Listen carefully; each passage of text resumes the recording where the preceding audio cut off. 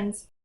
Today I want to discuss the most read books in the year so far. This list was published in June of this year, but I am excited to share with you these books that I have read, my favorites of each genre, and what I'm still interested in picking. I'm going to do this in the categories that I've read the least of to the most of. And honestly, I kind of surprised myself with the genres that I've been gravitating towards. Obviously, I have not read all of these books this year, but I have read quite a few of them. Let's get into this. The first genre that I've read the least of is general nonfiction. I have read 3 books in general nonfiction, and I think my favorite out of these 12 books is The Anxious Generation, just because it is so important. I did like the other 2 that I read, but I think that The Anxious Generation is just the one that I took the most information away from and can apply to my life. I'm also still interested in The Body Keeps the Score. As a healthcare provider, I definitely am interested in reading other books that can expand my knowledge on how to better care for patients and also myself. The next genre that I read the least amount of is YA. I've only read 3 books out of this category, and the reason is because I've never read a Sarah J. Maas book. So she has caused my downfall. Looking at this category, that's basically all of the books that are on here. But of these, I have read 3 books. And The Hunger Games was my favorite book out of the genre. And I am still interested in reading Sunrise on the Reaping and the Throne of Glass series. I do want to read Sarah J. Maas. I just haven't gotten there yet, okay? Don't come for me, internet. The next genre is historical fiction. I do not ever read historical fiction, so this was not a surprise to me, but I have read 3 books. My favorite was The Seven Husbands of Evelyn Hugo. I've read this book 3 times. I think I read most of them for book club stuff, but I do continue to reread it when I'm assigned it in a book club, so it's a good book. It usually makes me cry. And then I also really like Daisy Jones and the Six, but I recommend that on audio. I am interested in Kristen Hanna's writing. I have read The Nightingale. It wasn't for me, but I don't know if that was really because of the topic or the era that it was set in, but I would give her writing another try. Next is history and biography. I have read 4 of these books, and 2 of them are thanks to my husband. I actually heard Sid Bookworm talking about The Wager and bought that for my husband, and he decided to read it aloud to me last year. That was a lot of fun, actually. I really did enjoy that book. I like David Grann's writing, and I would have to say Killers of the Flower Moon is my favorite in this genre. David Grann's books do not read like nonfiction. They are not dry, it reads like a novel. It's very interesting, and I think it's because he picks good topics to write about. I am interested in Eric Larson's books, though. I've heard a lot of good things about his writing as well. Next, we have Romantasy.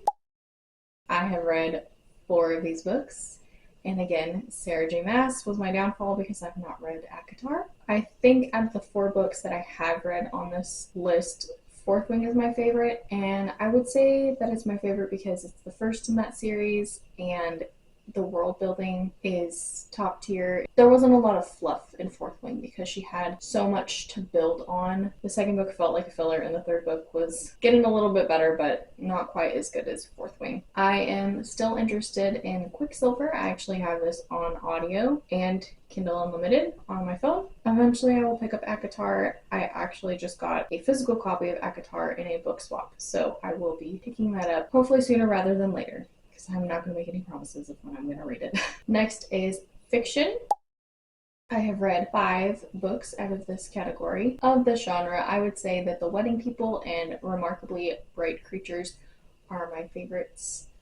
I really enjoyed The Wedding People. I think that it told such a great story about somebody losing their partner through a breakup and then going through that grief, but also not immediately latching on to somebody else. It didn't turn into a romance, and that's what I appreciated about that story.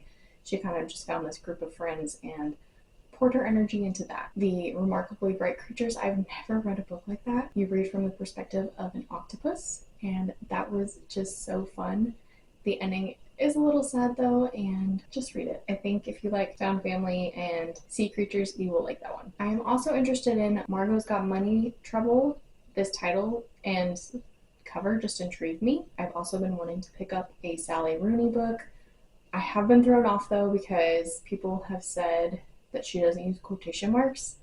And if I'm going to read this, I think I'm going to have to listen to the audiobook because that's going to drive me bonkers if there's no quotation marks. Also, I have Demon Copperhead on Audible, and I don't know when I'll get to it, but I will get to it eventually. Next is Mystery Thriller. I have read 6 of these books, so half of them. I think my favorite was None of This Is True by Lisa Jewell, and I really liked The Housemaid.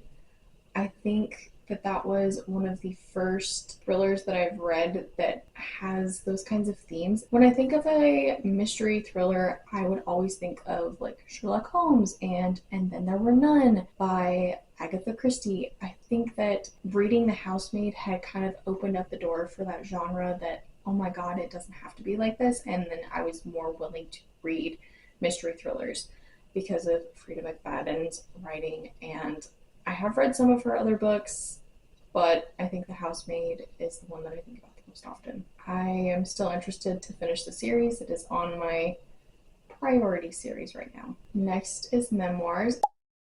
I did not expect to see nonfiction so high on how many books I've read, but I've read 6 books out of this list. And my favorites were Green Lights and I'm Glad My Mom Died. I definitely recommend them on audio. Both Matthew McConaughey and Jeanette McCurdy narrate their books, and I really, really enjoyed that. And then I would also recommend Crying at H Mart because it's just such a good book. You don't read a lot of books about grief and how she struggles with, she didn't have the best relationship with her mom, but she still grieves her mom. And as I'm saying this out loud, I'm like, oh, and I'm glad my mom died. Crying at H Mart was also really good. I read that a couple years ago, and I do still think about that book often. I didn't even know who the author was until I read her book, and I was like, okay. I actually would like to look more into her music. I am still interested in the third Gilmore Girl, and I think it would be interesting reading Kelly Bishop's perspective of how Gilmore Girls went. I have read Lauren Graham's memoir, Talking as Fast as I Can, and she does talk a lot about Gilmore Girls and the shooting of it and becoming good friends with everybody on the set, and I liked that book a lot. I also want to read Educated because I just hear so many good things about this book. This book is about a woman that grew up in a survivalist Mormon family in rural Idaho and how she actually ended up getting a PhD from Cambridge, and I think that is so impressive, and I am really interested in learning her story, especially because she's not a celebrity. Okay, we're at the 4th to last genre, and we're at horror, and I have read 6 of these books, which surprised me. I mean, listen, I'm a spooky girly. I'm a spooky girly, but I did not expect to read this many horror books because they're just never really on my radar, but I've read them and it just surprised me. My favorites that I've read out of these are Bunny. It is a total trip, and I just kind of like weird books like that where it feels fever dreamy, you're not really sure what's going on, and you're not meant to know what's going on because you are just kind of along for the ride with the characters. And then I also enjoyed We Used to Live Here. I've recently read this and it is just creepy. It's just very creepy. And I definitely would recommend that if you like horror movies. I'm definitely still interested in reading Dracula. I have not read that or Camilla, but I do want to read those. Those are like the OG vampire stories. Halloween's coming up, so maybe I'll get to it this season. And then I'm also interested in reading Holly by Stephen King. I don't really know what Holly's about, but I think that as I'm getting a little bit deeper into the Stephen King universe, I just want to keep reading more and more and kind of growing my knowledge on his little universe and just seeing all the Easter eggs, how everything connects. And I know that Holly does connect with quite a few books. I think Mr. Mercedes and a couple other things that it connects to. So the next genre is sci-fi, which surprised me because I do not gravitate towards sci-fi. Usually when my husband and I are together, we will read sci-fi, but other than that, nope, don't gravitate towards it. But two of these books are because my husband and I read them together. We listened to Animal Farm together on a road trip to see my mother-in-law, and we read All Systems Red on our way home from a trip. They were fine. Both books were fine. My favorite of this genre, though, is The Handmaid's Tale. Way before the show came out, I remember reading this and just having my mind blown. I still think about it all the time. Like, it makes me so sad. She took bits and pieces of what happened in The Handmaid's Tale from different cultures and different periods of time and just kind of put all of them together, and it's terrifying, like, that those things happened to women. I also really enjoyed Dark Matter. That book is a mind trip, especially towards the end. Like, yeah, that book just whew. I am still interested in Hail Mary. I have read several other Andy Weir books, including The Martian, and I really enjoyed those. But Hail Mary has not been read by me. Next genre, and this surprised me because I thought this was going to be my most read, is fantasy. I have read 7 of these fantasy books. My favorites are The Midnight Library. I just like how it addresses the what if question. What if I had done this differently? What if I had made this choice instead of what I did do?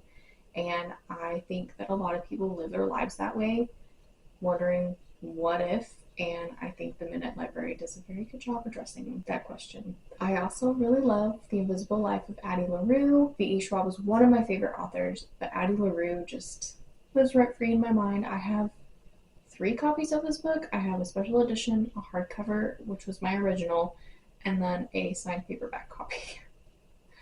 I think I'm a little obsessed. And then I'm still interested in reading Brandon Sanderson. I feel like Trust in the Emerald Sea would be a good book to pick up, but I have not read any of his books, so please, if you are a Brandon Sanderson reader, let me know. Is Trust in the Emerald Sea a good book to start with in his little verse, his whole universe? Is that a good place to start? I have a feeling that Brandon Sanderson is very similar to Stephen King, where his books have a bunch of Easter eggs and it's just fantasy versus horror. Yeah, tell me if I'm right, because that would probably motivate me to pick up a Brandon Sanderson book a little bit quicker. The genre with the most read books is romance. I didn't think I was a romance girly. I thought I was a spooky girly. I thought I was a fantastical girly, but apparently I'm a romance girly. We have Abbi Jimenez to thank for that because I read everything she writes. We have Emily Henry to thank for that. I read everything she writes. And we have Ashley Poston to thank for that, because I also read her very short list of books that she has going on. Yeah, just chef's kiss to these girlies. I really, really enjoy their romances. My favorite on this list is Just for the Summer. I think there's something just so fun about being cursed and breaking each other's curses by dating just for the summer, and it's just really adorable. I am still interested in Allie Hazelwood's writing. Deep End is the #1 romance read up until June. I have not really gotten into sports romances, except for the Bromance Book Club. I've read 2 of those books, but I'm not going to continue that series. Deep End is a swimmer's romance. I liked Allie Hazelwood's book Bride. I thought it was so cute and heartwarming, and it was fantastical because it was a werewolf and a vampire. Spooky, fantastical romance. Anyway, if you guys have read any of these books that I have not read and you want to recommend them, please comment down below, and I will see you soon in a new video. Happy reading. No, go away. I haven't even said hello, friends, yet. My neighbor just got home and she's so adorable. And Bright, Remarkable Creatures are my favorites. Oh my god. Remarkable Bright Creatures are my favorite books.